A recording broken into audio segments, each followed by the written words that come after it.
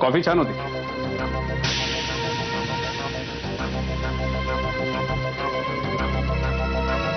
कॉफीवाल्यापर्यंत तुमचा निरोप पोहोचवेन sir. Coffee त्यानं बनवली, मी नाही.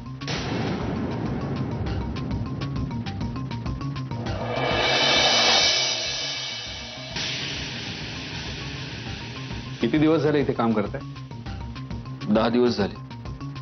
तुम्हाला कुठेतरी पाहिल्यासारखं वाटतंय.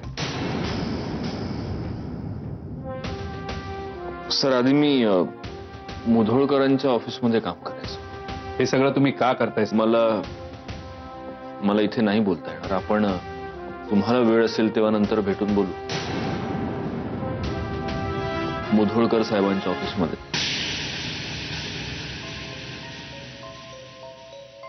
ठीक आहे, फोन करा मला. हो. And take care.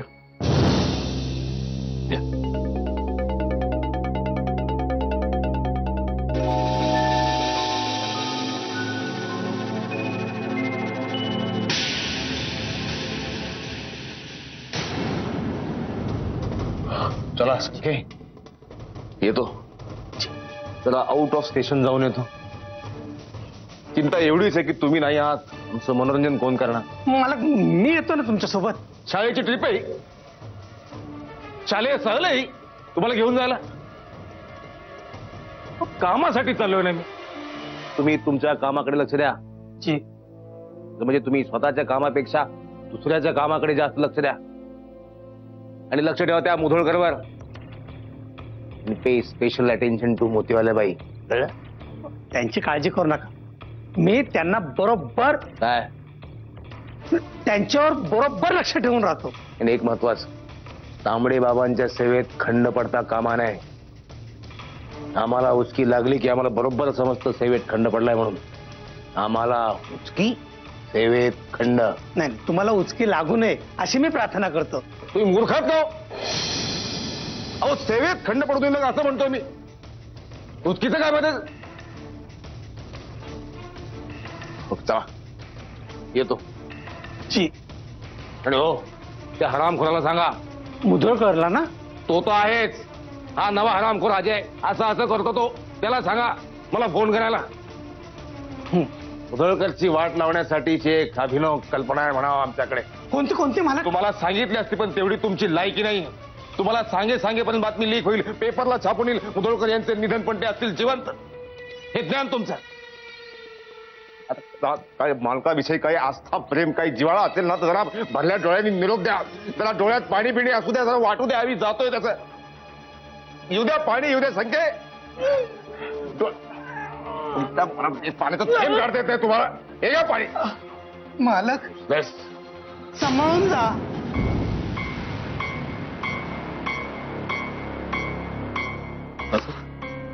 फ्लाईटचं तिकीट यार. आय मीन प्रिंटआउट कुठे ठेवलं मी? इथं होतं आता. ठीक आहे सर, मी तुम्हाला दिलंच नव्हतं तिकीट. ठीक आहे. हो, पण तू मगाशी काय ते एनव्हलप दिलं होतं ना मला. तो देढिया कन्स्ट्रक्शन्स कडून आलेला चेक होता. तो तुम्ही त्या ड्रॉवर मध्ये ठेवलाय सर.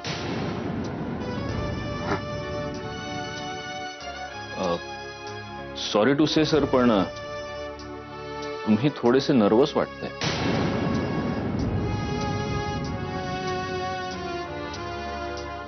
नर्वस? मी का? नाही, आज तुम्ही मुलगी बघायला जाता ना तुमच्या घरी नागपूरला. कमाल संजय. त्या कारणासाठी नर्वस वगैरे होण्याची काही गरज नाहीये, कारण माझं उत्तर काय ते मला आधीच माहिती आहे. त्यामुळे मी काय उत्तर असणार आहे तुमचं सर?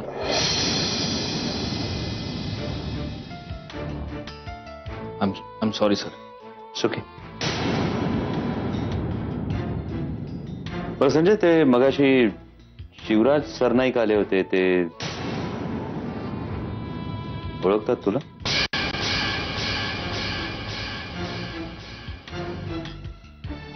कारण मी पाहिलं तू त्यांच्याशी काहीतरी बोलत उभा होतास. हो सर, ते आमच्या सत्यजित सरांचे सासरे ना. याच्या आधी ते एकदा दोनदा त्यांच्या ऑफिसमध्ये आले होते, तिथे भेट झाली होती आमची. पण ऑफकोर्स त्यांनी मला लक्षात ठेवणं म्हणजे कमालच म्हणायला हवी त्यांची. कारण माझ्यासारखी काय 50 माणसं त्यांना रोज भेटत असतील. पण तू लक्षात राहिलास म्हणजे तुझ्यात काहीतरी स्पेशल.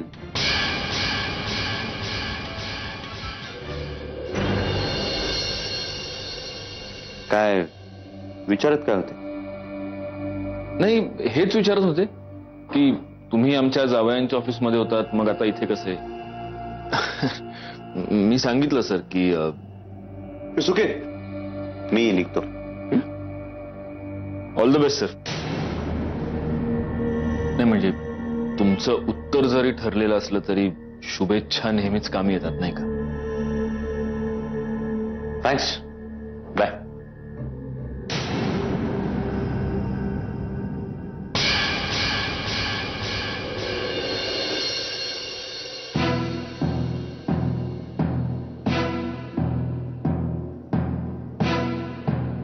कोल्हापूरला गेला होतास? आला होता वाटतं तुला सत्यजितचा फोन. मुद्दा तो नाहीये. तू मला न सांगता कोल्हापूरला का गेलास? तूही गेली होतीस मला न सांगता न कळवता, आणि वर खोटंही बोलली होतीस की मी घरात आहे म्हणून.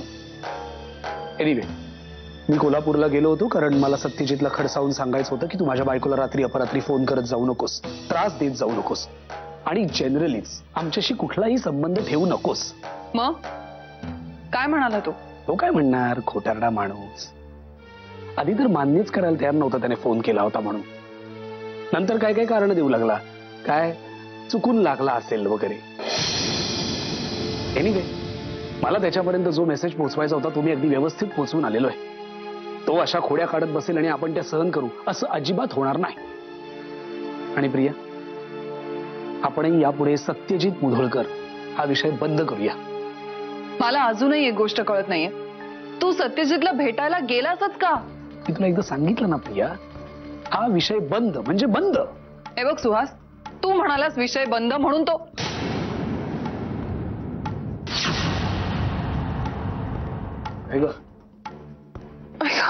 प्रिया, प्रिया काय होतंय तुला? हॅलो प्रिया, प्रिया, प्रिया.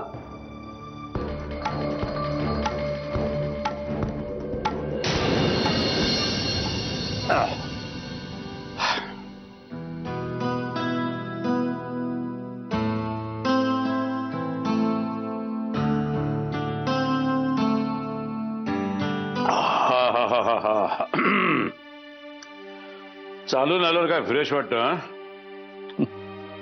चक्क 1.5 किलोमीटर चाललो मी. आता याच्या पुढे स्टॅमिना वाढवणार मी. हे मंजिरी,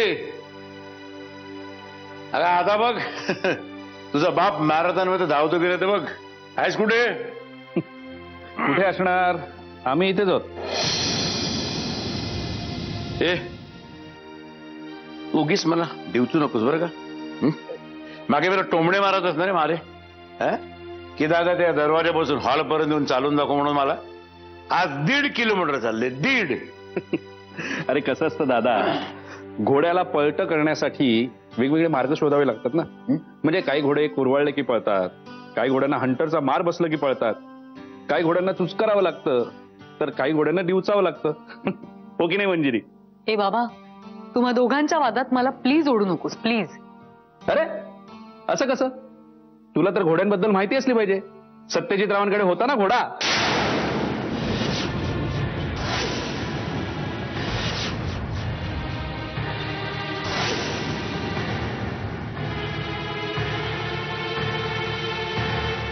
सॉरी म्हणजे सॉरी म्हणजे काय, खरं तर विषय घोड्यांचा होता, पण मी गाढवासारखा विषय भलतीकडेच नेला. हो की नाही? Don't make it a habit. आणि यापुढे ते नाव या घरामध्ये कमीत कमी निघेल असं बघा.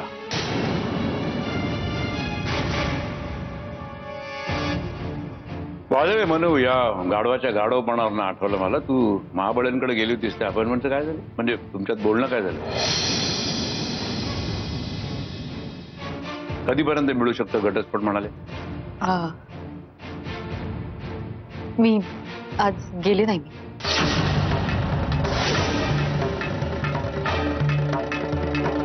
का? नाही म्हणजे जमलं नाही मला. जमलं नाही? त्यात काय जमायचं? गाडी काढायची आणि सरळ महाबळ्यांच्या ऑफिसमध्ये जायचं. वेळ होता तुझ्याकडे? वेळ होता, बळ नव्हतं. कसलं बळ? बाबा, मी कसं सांगू तुम्हाला? बाबा, मला खरंच हा घटस्फोट. हे बघ म्हणू, डॉक्टरकडे गेल्याशिवाय रोगाचा इलाज होत नाही. तुला महाबळ्यांची भेट घ्यावीच लागेल. तू अशी आयत्या वेळेस कच खाऊ नयेस ना, म्हणून मी तुझ्या बरोबर येणार होतो. कळलं ना? कळलं? मुलं जर जबाबदारीने वागली ना तर मग आई वडिलांना त्यांचं रक्त आठवायची काहीच गरज नसते.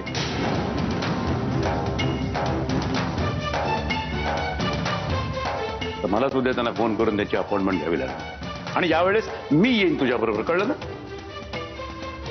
आराम करा म्हणून सगळेजण बजावत असतात. आराम करा. अरे पण मी खरंच आराम करावा असं घरामध्ये कोणाला जर वाटत असेल ना तर मग स्वतःची कामं तरी धड करावीत ना आपण. मला काय हौस आहे का की स्वतःच्या जीवाची दग्ध करून पुन्हा एखादा हार्ट अटॅक ओढून घ्यायची?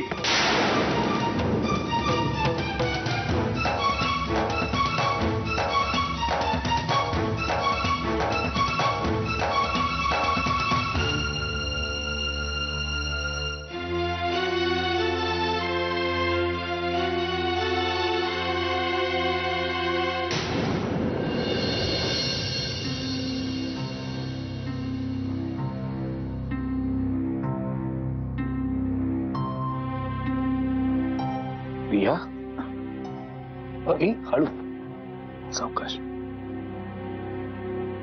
R you okay? काय ग, काय झालं अचानक? काय माहिती, काही कळलंच नाही. अचानक डोळ्यासमोर अंधारी आली आणि गरगरल्यासारखं झालं एकदम. तू काही खाल्लंयस का सकाळपासून? नाही. प्रिया, तू असं का करतेस? कशासाठी स्वतःकडे दुर्लक्ष करतेस? काय फरक पडतोय त्याने? जगले काय किंवा मेले काय? कधीतरी वेड्यासारखं बोलायची थांब. तू बस, मी तुझ्यासाठी सँडविचेस करून आणतो. नकोय मला. मी तुला विचारलं नाहीये, मी तुला सांगितलंय. मी आणतोय.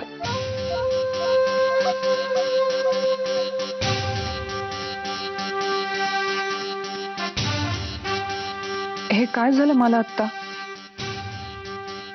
अचानक अशी चक्कर येऊन का पडले मी? एखाद्या मोठ्या आजाराची सुरुवात तर नाहीये नाही?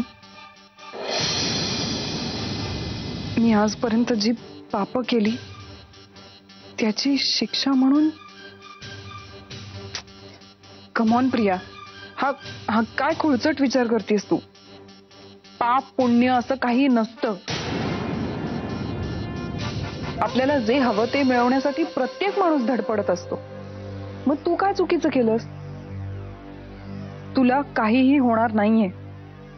सगळ्यांना पोचवून मगच जाशील तू.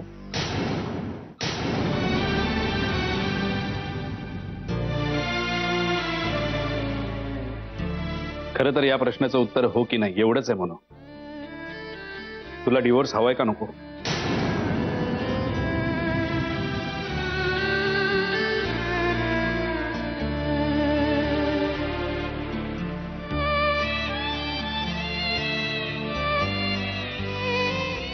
अनु, काका, मी तुला याआधीही सांगितलंय, मी अजूनही दुढीत येते. मग आता ती वेळ आली म्हणून. कारण तुझ्या निर्णयावर बरेच जणांची आयुष्य टांगण्याला लागलेली आहे. दादाचं, माझं, अंकिताचं, मुधोळकरांच्या परिवाराचं आणि स्वतः सत्यजित रावांचं सुद्धा. तेव्हा जोपर्यंत तू कुठल्याही ठाम निर्णयापर्यंत पोहोचत नाहीस ना, तोपर्यंत सत्यजित राव तुला मिळवण्यासाठी प्रयत्न करतच राहणार. आणि हे प्रयत्न करत असताना ते कुठलं पाऊल उचलतील ते आपण नाही सांगू शकत.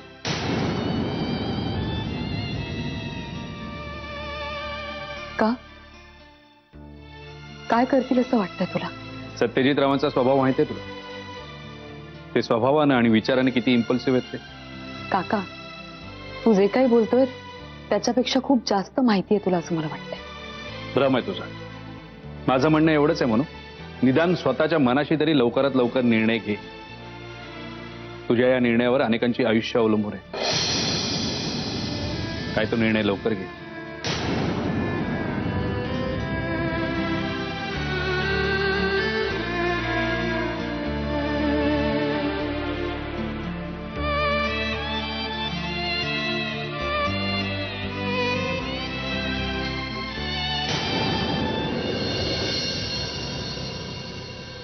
Good morning. काय ग, बरं वाटतंय ना? चक्कर बिक्कर थांबली ना आता? चक्कर थांबले पण डोकं अजून जड आहे.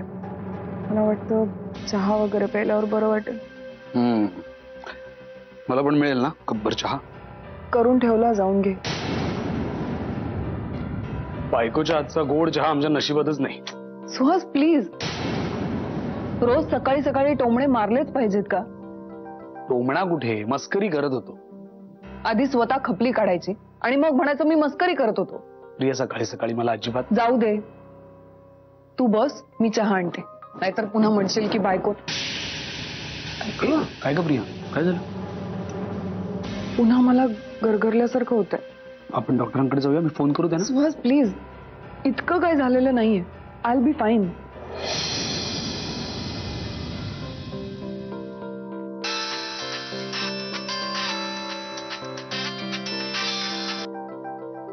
हॅलो. अरे सुहासराव, तुम्ही उचललात होय फोन? कशी आमची लेक? ऍक्च्युली प्रियाला बरं नाहीये. बरं नाहीये? काय झालं?